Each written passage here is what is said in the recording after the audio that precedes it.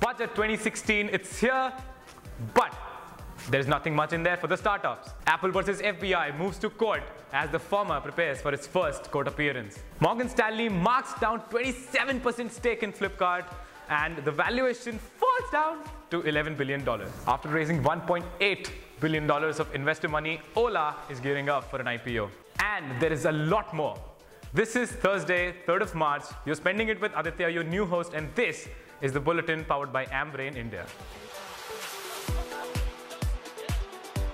The hugely anticipated Financial Budget 2016 is here. And despite a lot of expectations from the startup community owing to PM Modi's Startup India, Stand Up India push, there is nothing really exciting that has come out of it. The only appraisable highlights in the budget include a 3-year tax holiday for startups and a 1-day company registration policy. These changes aren't really substantial because, let's face it, most startups don't even start churning out their profit in the first 3 years of operations. Similarly, investors too aren't really happy with the budget. They were expecting ease of investing and tax regulations, which again hasn't happened. Tech history's most iconic legal battle is soon going to be underway. Apple's general counsel Bruce Sewell has released his opening statement, which he's going to present in the first court appearance. Here is what one of the lines read. Quote, "We now find ourselves at the center of an extraordinary circumstance.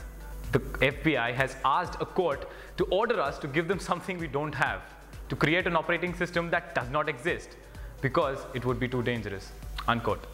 And while the entire tech community is behind Apple on this, a New York court too ruled in favor of the Cupertino giant in a similar case involving a drug dealer. In what could be the first signs of correction in the overvalued, bubbled up Indian e-commerce sector, the mutual fund of a global brokerage firm Morgan Stanley has marked down its stake in the Indian e-commerce behemoth Flipkart by 27%, which is like a lot. The mutual fund marked its stake at $103.97 per share, which is 27% less than the last funding round raised by Flipkart. This is a significant decline as compared to $142.24 as of June 2015 and $117.96 as of December 2014. And the valuation? It's down from $15 billion to $11 billion. Fact, with $1.8 billion of investor money, your friendly neighborhood car services Ola will soon be the new stock on the block. The company CFO Rajiv Bansal said that Ola in the next 6 to 8 months is going to have world-class services and that they should be prepared for an IPO. In fact, which he thinks if done right, they can become the next Infosys.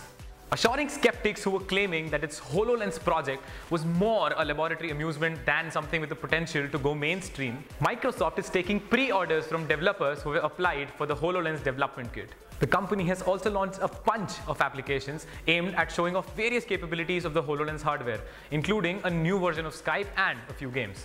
Although the model that appears in the developer version is rather low end. It features only a 2 GB RAM with a meager 64 GB flash memory. And weighing at 600 grams, it's rather quite heavy. The Raspberry Pi 3 computer is here! And while it costs just $35, which is almost the same as its predecessor, it is much faster with a 64-bit Broadcom processor. The 900 MHz 32-bit quad-core ARM Cortex-A7 processor is now replaced by the 1.2 GHz 64-bit quad-core ARM Cortex-A53.